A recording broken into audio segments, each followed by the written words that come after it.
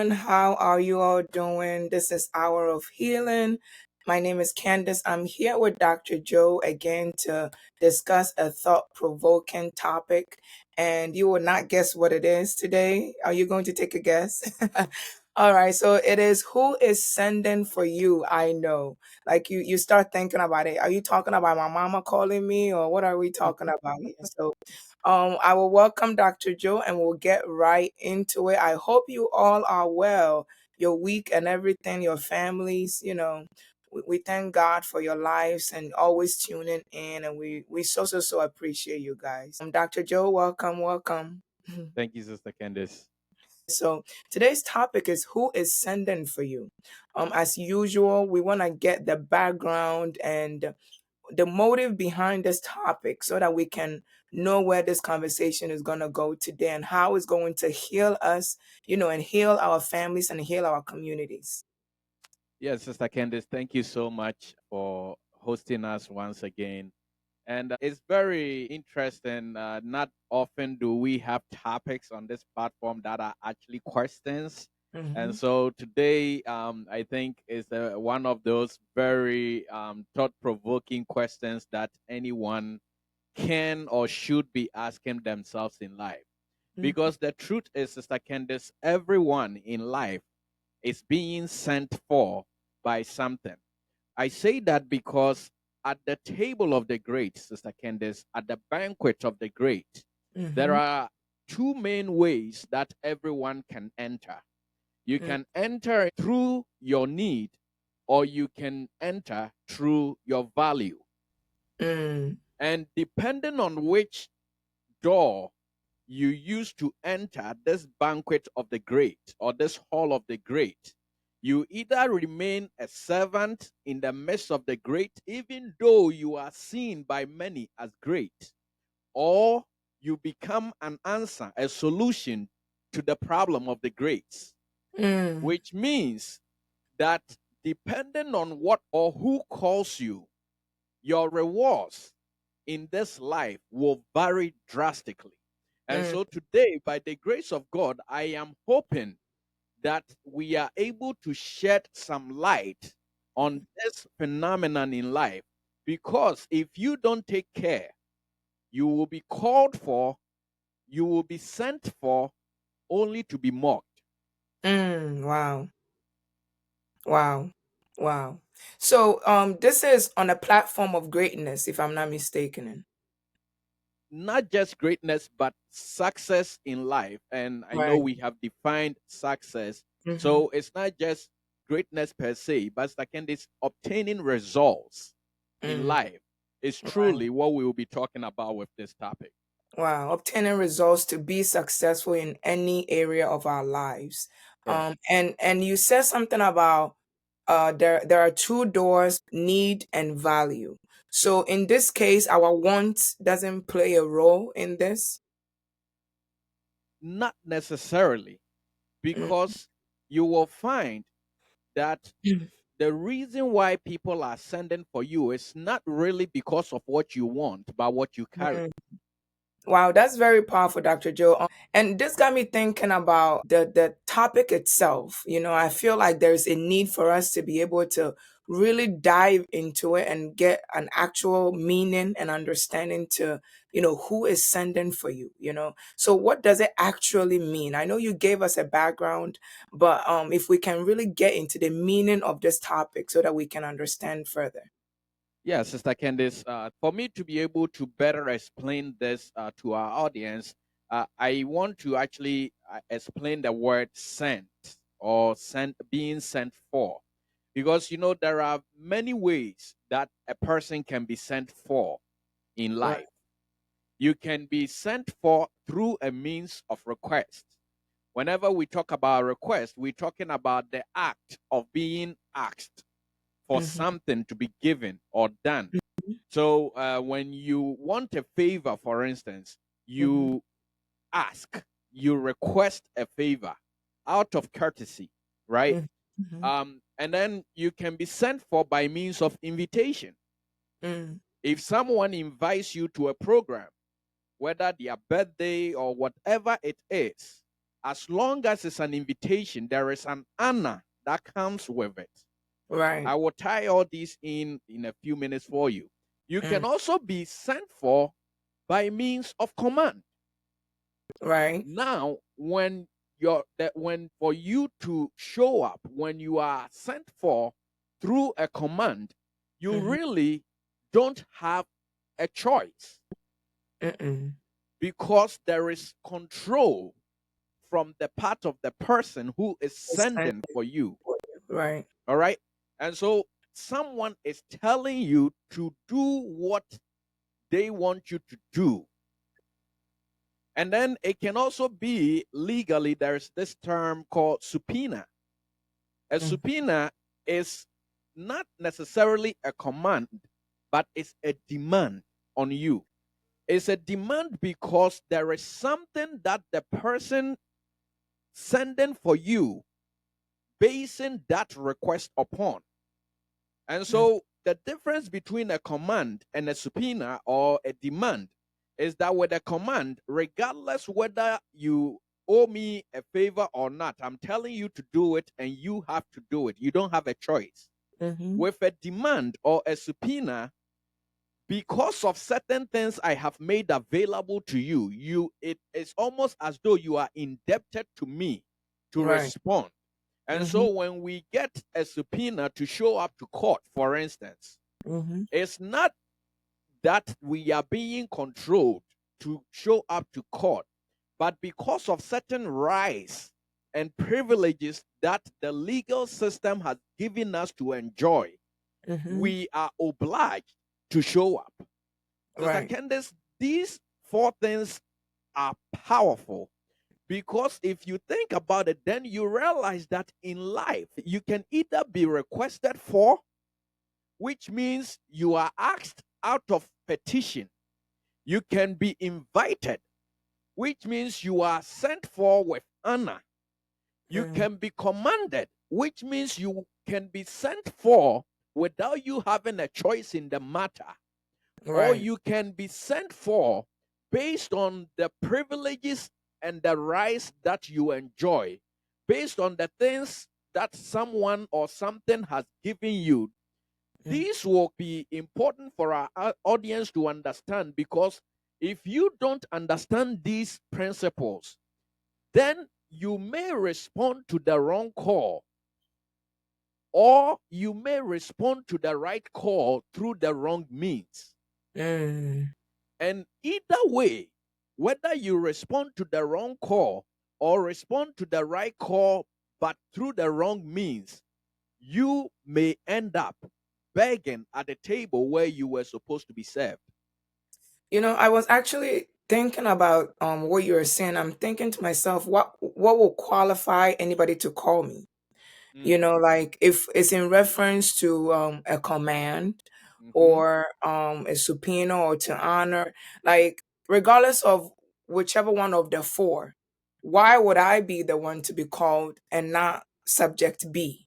You get what I mean? So Yes. are there qualifications for these So that's actually a very powerful question because, Sister Candace, what we are talking about, like I said in the beginning, is the results or the reward system in life.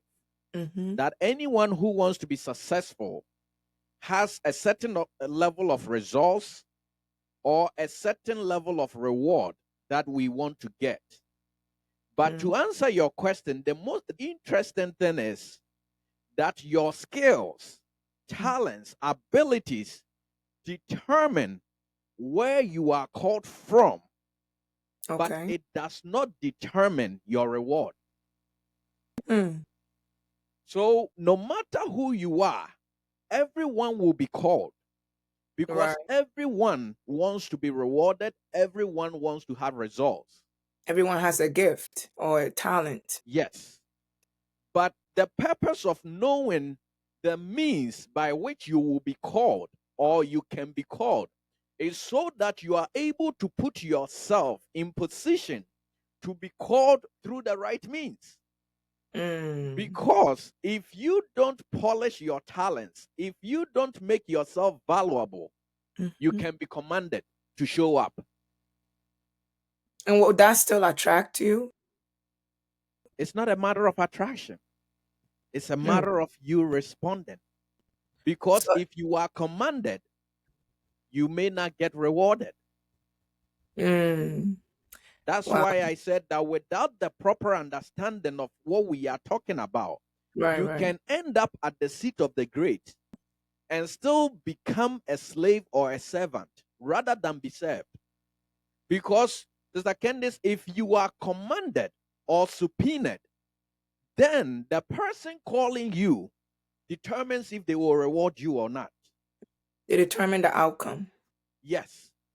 But if you are invited, if your presence is requested for, you have a say in what your reward will be.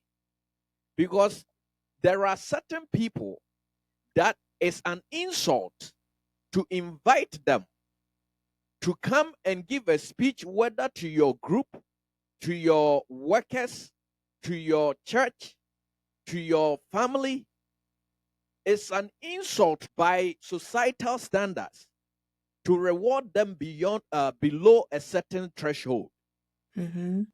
There are people, Sister Candice, in our nation right now that if you request their presence, there is no way you can reward them less than $1,000 or $10,000. No. So why is that so? That 10 people, 10 comedians can be called Mm. to a certain stage, but when the 10 comedians are leaving, some will be rewarded more than others. The mistake sometimes we make is we think it is because of what they came to do. But truly, Sister Candice, who is sending for you is a question I'm posing to our audience for our audience to understand that your reward is mostly determined before you are called. The Mm. means by which you are called has a lot to do with the level of reward you get in life.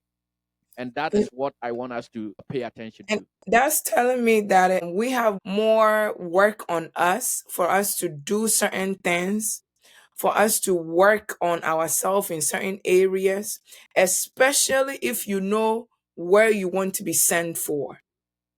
If you want to be called to the White House, you should know how you package yourself or you manage yourself. So, Sister Candice, that is very important and very true because, like I said, the sender determines your reward, but the value we serve determines who the sender is. And can I ask this though? So if I'm not a comedian and to me I've equipped myself or I've done whatever I have to do to place a value on me to be called to probably sing, right? Mm-hmm. And I get called by a director of comedy instead. To me, that would be a bit of an insulting to be called from a place that I have not equipped myself for, you know? Mm-hmm. I want us to understand this. Where are we actually called from? Or where should we be called from? Yes, Sister Candice. I think I would take the first way. Where are we Where called are we from called rather than where should we? Because there are a lot of things that should be that are not. from? Right. But that is really very important and a key thing for us to understand in this conversation because your skills and talents determines where you are called from. Like I said, but when you are called, we can receive what will make us valuable. So Mm, in life, where are people called from? mm, People can be called from poverty. right. When you are called from poverty, you can receive what will make you valuable, but you don't receive reward. Not poverty from a financial standpoint, but poverty from a value standpoint. Mm, In life, we have people who have no value because they haven't even determined their scale. Mm. If you haven't determined your skill or your talent, this applies to you. You are in poverty, you are in lack. Remember what I said on one of our previous recordings about poverty, that poverty is not just a state of lack, but also suffering from the consequence of that lack. Mm. And so, when you have not determined your skill and your talents, and for that reason you are not serving any value to be rewarded, you are dealing with poverty. Mm. And so you can be called from that standpoint, the standpoint where you don't have much value. You don't have any value, I should say. The other place you can be called, the other place you can be called from is the wilderness. The wilderness Oh. is the place where you are honing your talents. You are not polishing them per se, but you have discovered them. They are very raw, and They're you more are refined. beginning to put them in the right places. And we have many in life at this stage where Mm. they know their talents, but Mm. their talents are too raw to serve value. Mm. Wow. If you don't spend time in the wilderness, you may never be able to hone your talents, Wow. because your talent needs a place where the mistakes you make will not be detrimental to people. Wow. That Wow. is where we hone our talent. So don't neglect going to the wilderness. It's a That's that's the refining stage, kind of a place of refining gifts, you are talents, honing it. right? Where there are critiques. Yes. Another similarity to the wilderness can also be the prison. Mm. But there are differences in the wilderness and in the prison, Sister Candice. Like I said, in the wilderness, you have the liberty to make as much error with your talents without anyone suffering consequences from it. Hmm. In the prison, though, which is the next place you can be called from, the prison, it is the place where you are still honing your talent like the wilderness, but this time around, there are consequences to the mistakes your talent make. The other key thing about the prison is that you don't get rewarded. Wow. Friends, this is very important for you to conceptualize these, because if you neglect going to the people who need your gifting but don't have the ability to reward you, you may never be able to reach the place where you will get rewarded. Mm. And then finally, the last place that you can be called from is you can be called from the palace. Mm. Now, the palace is the place where you have already refined your giftings. You have already polished your giftings. Your giftings are so refined that now you are able to get rewards. Some people's palace can be their homes. Mm. Some people's palace can be their workplace. Some people's prison can be their friends. Mm. If you neglect these things or these places, you are putting yourself in a position or setting yourself up to not be rewarded, regardless of how great your talents or your abilities are. We all have to go through these stages: Yes. the prison, the wilderness, and then to the palace. Is it like in a stage form, or somebody is just there? Like there's a person who's just there. Like I was born in a palace to be called from there. Like I've been ready. Or there's a stage that everybody's giftings and talents and has like they have to go through that stages. Sister Candice, thank you for that question. I truly believe that these are stages that we have to go through. Mm. The reason why I say that is in the Bible, you have two women who were called from their palace. They Mm-hmm. both already lived in a palace.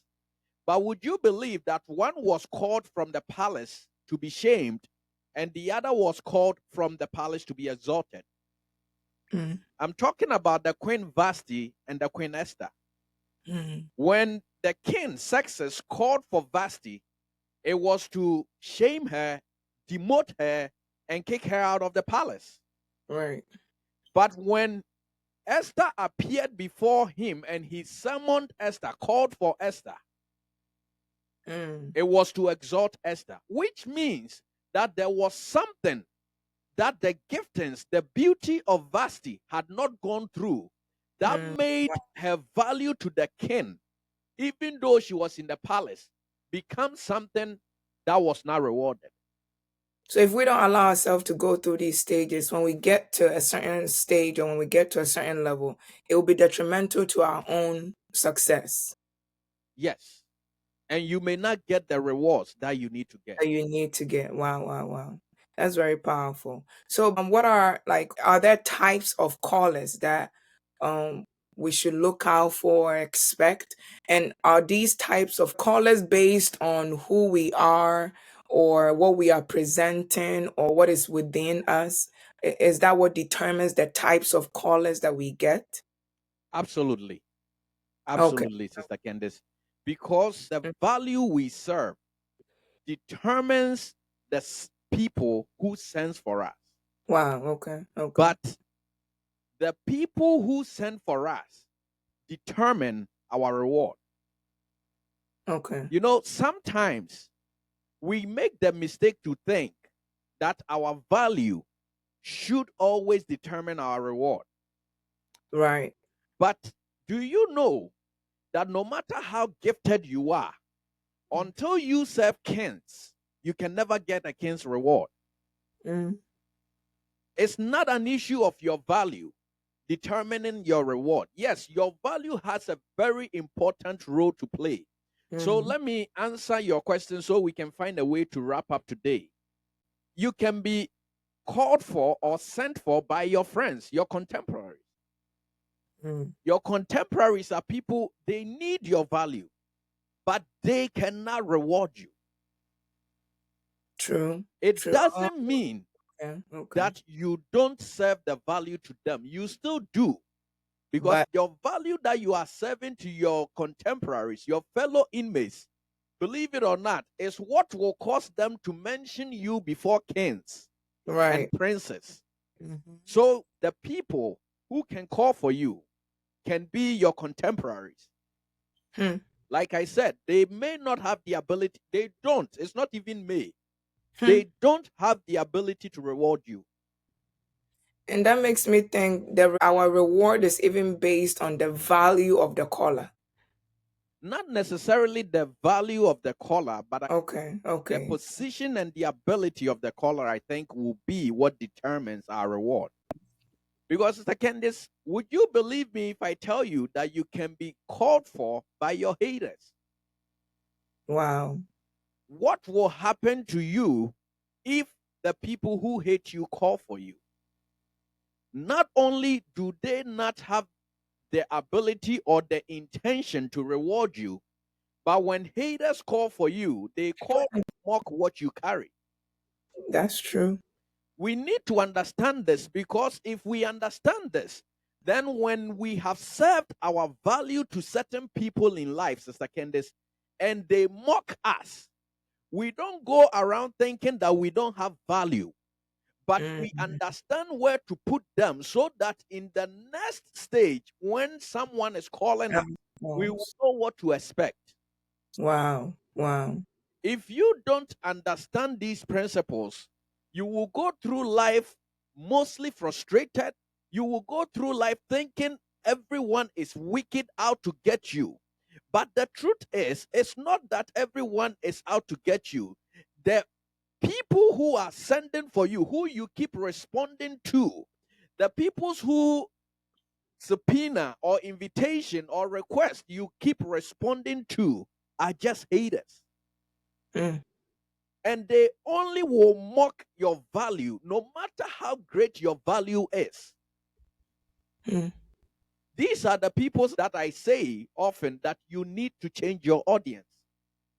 Wow. Yes, there can be exceptions. In fact, when you read the Bible, I think there is only one exception in the man Mordecai, who happens to be the same Esther that I mentioned earlier, the same Esther's uncle.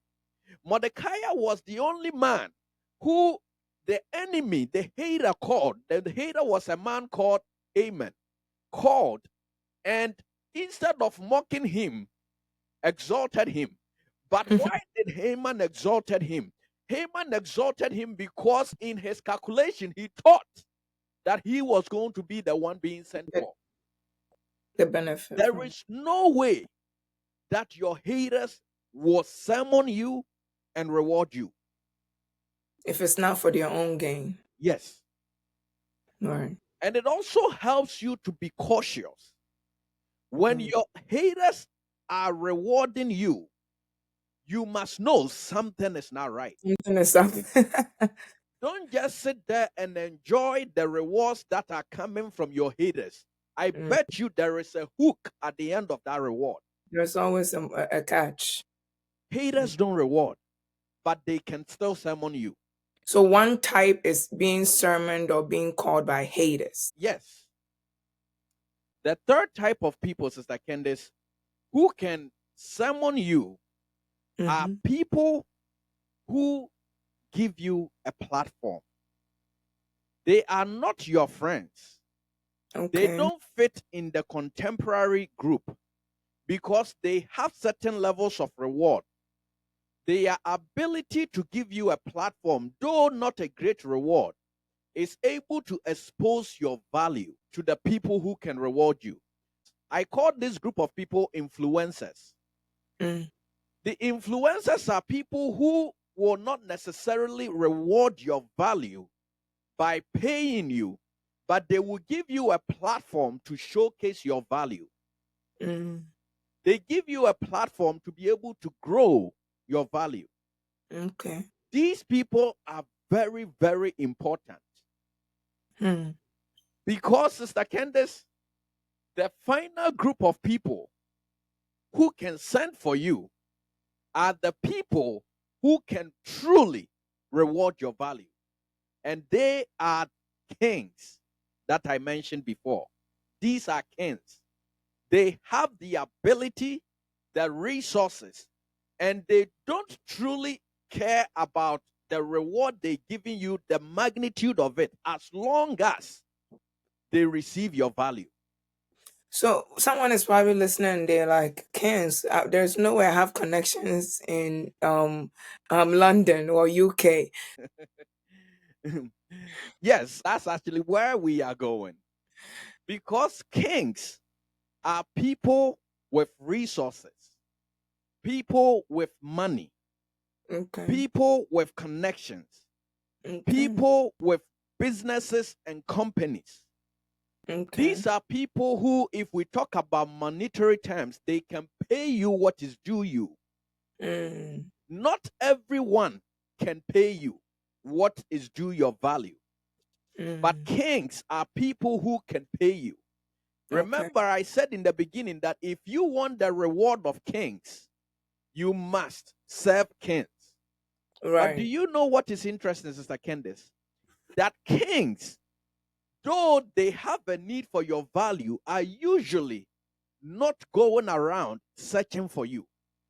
Mm. The way you get exposed to kings or you get to serve your value to kings is through competence. Mm. And competence is what Wow. you serve to your friends, your contemporaries, and your influencers. Mm. So if you don't make yourself competent enough, for instance, Sister Candice, there are many cars that we will call economic cars. Right. There are many phones that we call smartphones. What Right. will make someone not buy an Android ever in their life, but they have sworn as long as they live to use Apple? The value and the Because competence. of the value that Apple serves them. It doesn't mean that Samsung or Android doesn't have value. Right. But there is a competence they have seen in the value that Apple gives them that will make them pay $1,000 for just a smartphone when they could have bought another one for $300. Value. So, for me to pay $1,000 for an Apple phone, that means there is a value in that phone to me. So, in our scenario, the buyer, the one who is purchasing the phone, now becomes the king because I have the ability to reward whoever made Apple. Right. But I don't go searching for them. It is the influencers and the people who they have served through their competence that introduce them to me. And once they find me, they find their reward. What I'm trying to say is, Sister Candace, in this life, everyone has the ability to serve value. And everyone who serves value has the ability inherent in that value to be rewarded. But if we don't do what needs to be done, we can serve value all our life and never be rewarded the way we have to be. So my question is, who is sending for you? Are you being sent for by your friends or contemporaries? That is one. Are you being sent for by your haters? Are you being sent for by influencers? Or are you being sent for by kings? Until you are sent for by kings, my dear audience, you can never truly be rewarded the way you have to.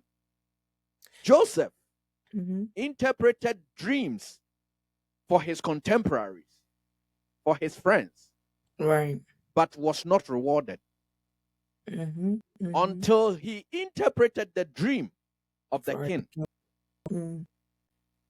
Esther, though was very liked by the beautician for King Success, was not rewarded.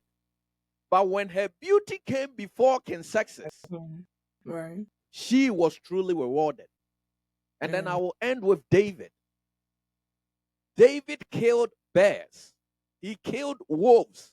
He killed lions. In fact, David carried food to his brothers at the war front and was not rewarded. He served his contemporaries. He served people who were influencers. Have you ever asked yourself who told King Saul about David? True. It was an influencer. Because when they told Saul about David, the first time they introduced David, they said, there is a son of Jesse who is very skilled, value, in playing the instrument. How did they know? Because he had served his value to them. But they could not reward him. In fact, he was still in the wilderness. He was sent back to tend the sheep. But Sister Candace, when he served his value to the king, he was rewarded. But I can comprehend around being sent forth by friends, being sent forth, of course, by a king. That's what we are all aspiring to be sent for, so we can reach that success or that place where we are all trying to get to. But I'm thinking to myself, what about me will make my haters sermon me? Of course, you said something about to be sent for, to be mocked, but what about me? Like, someone is probably wondering, like, why am I not sermoned by a king? Like, why would my haters want me? Like, what am I doing wrong or not, or doing right? So that is a very interesting question, Sister Candice, because haters don't necessarily summon you because of what you're doing wrong, like you rightly said. Haters summon you because your lifting and your reward they see as a threat to them. Okay. So if I don't want you to be rewarded by the king, I will mock you to the point where you don't believe in your value anymore. Wow. Okay. And so to me, I think that is what haters summoning us is about. Okay. Because whether you like it or not, Sister Candice, we are all going to have haters. Right. But knowing that they can also summon you will help you to be able to put yourself in a place where their mockery of your value will not cause you to let go. Right. But there is something actually interesting that just came to mind. That do you realize that when you get to some level of competence, Mm-hmm. it makes it practically impossible for For him. haters to summon you. Yeah. That's how I was thinking about it. Like someone may probably, the one side of it, we don't want people to feel like there's something wrong with them, that they Correct. are being sermoned by their haters. And another part of it too, at the same time, like what you rightfully said, there's a level of competency that is required of you to kind of not attract haters calling. Correct. It's like there's no way. Like imagine right now, for example, like Obama or somebody up there, their haters. It's impossible. You Correct. can't get him. So consider the aspect of needing to build yourself to Yes. some degree. So I think we will end here because our time is gone. So who is sending for you? This has been my mind is really like blown away. I've been sitting here trying to decipher what like where we are getting at. And I think that's one of the most powerful things about Hour of Healing, because it gives you the opportunity to reason even whilst you are listening. And sometimes even whilst we are talking, things comes to you, like you gain wisdom out of it that's not even from what we've discussed. So it's for you to learn from us and for you to also learn from your own self. Correct. So today's topic has been really thought provoking. But I will hand it over to Dr. Joe for him to wrap up today's Hour of Healing. We'll like to see you again next week. As usual, don't forget to follow us on our social media handles, Instagram, Facebook, and also YouTube. It's all Hour of Healing. Just type it in, Joe Deborah, and you'll find it. All right. God bless you guys. I'll give it to Dr. Joe. Thank you so much, Sister Candice. And audience, we said we were not going to stretch you so much, but we still ended up stretching you a little bit. So forgive us on that. But like Sister Candice rightly wrapped up for us, who is sending for you is very thought provoking, because everyone in life, like I said in the beginning, is sent for by someone. Now, the value, the competence, your productivity has a lot to do with who will be able to send for you. In fact, there are levels of competence, like Sister Candice mentioned, that almost immunes you from the ability from haters summoning you. So who is sending for you? Are you preparing? Are you honing? Are you refining your talents enough to the point where people with the ability to reward you are the ones who are sending for you? Because make no mistake about it, friends, you can be as gifted, you can be as valuable, you can be as talented, eloquent as possible. Until you serve that king, you can never get that king's reward. So I pray that you and I will take time to better ourselves. We will take time to equip our talents and hone our giftings with the wisdom and grace of God to the extent that the value that we have will not only serve our contemporaries or people who need that value but don't have the ability to reward us, but that our value will begin to command the attention of the people who will be able to reward us. So, my dear businessman, continue to hone in your giftings and your talents until you are summoned by that Fortune 500 company. My dear engineer, continue to make yourself valuable until that oil and gas company says that it's impossible to replace you. Because, my dear audience, there are three main ways in life that our rewards can come.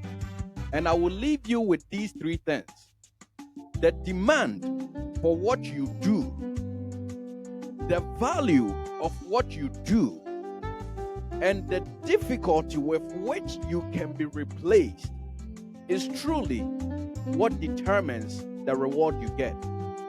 That is why we say that some people have job security, because society or the system that we live in has made it in a way that the demand for what these people do, the value that they carry, and the ability for us to replace them is so difficult that we say that they have job security. So who is sending for you? Is what you carry giving you a job security. And the only way this can happen in your life, in my life, in our life, and in our time is by making ourselves valuable to serve kings. God bless you so much for taking the time to join us this week. We look forward to bringing you another life-changing and thought-provoking topic next week. We'll see you same time next week. Bye-bye.